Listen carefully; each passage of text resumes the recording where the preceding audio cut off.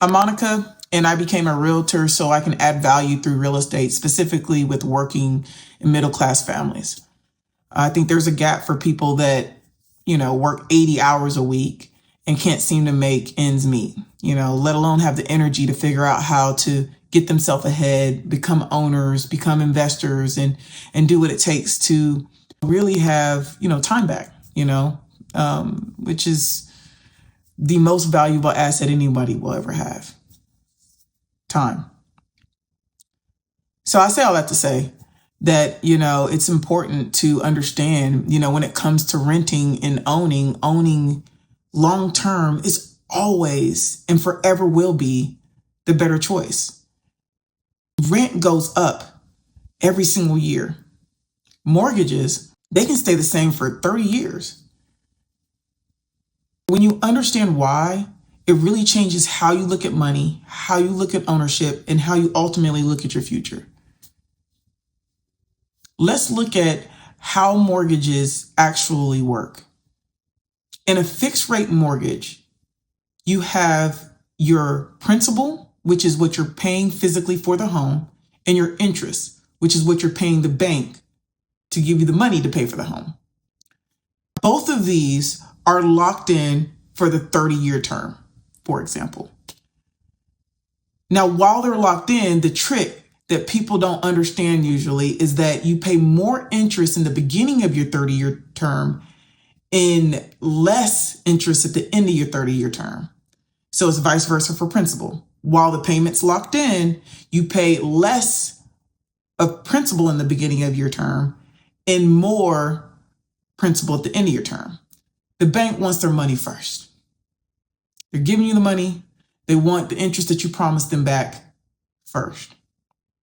Now, what that means simply is when you're paying at the beginning, you're paying mostly the bank's money that you promised them you would give them for giving you the money for the home. And what you're paying towards the end is actually for the home. Now, when you understand that concept, there's a lot of things you can do prior to purchasing your home to prepare yourself to work or pay down that interest early. And so you're making a bigger impact. You're paying less interest and you're owning your home sooner. One quick tip that I always tell my buyers is that you want to prepare to pay one extra payment to your mortgage that goes directly to your principal. Now, depending on your mortgage, length and, a lot of different factors that you should look into with your lender, paying one extra payment, not on the first. So you'll pay let's say the first is your bill. You'll pay your bill on the first.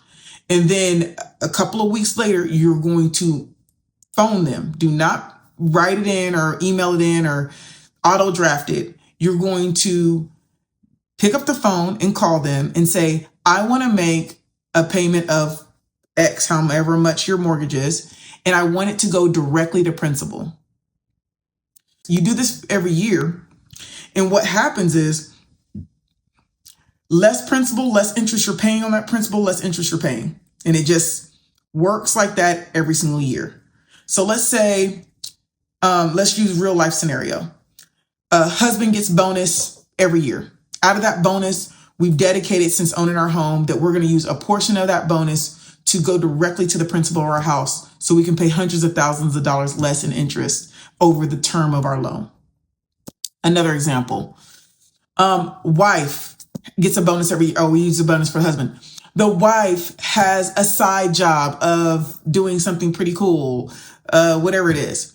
She uses a portion of her profits once a year to pay one extra payment towards the principal. You want to pay it towards the principal of the home. One time, give a call. I want this to go straight to principal. Understanding how that fixed rate mortgage works, you can leverage that your everyday, your annual bonuses, your annual, side gigs, side hustles to pay less in interest and ultimately pay less for your home.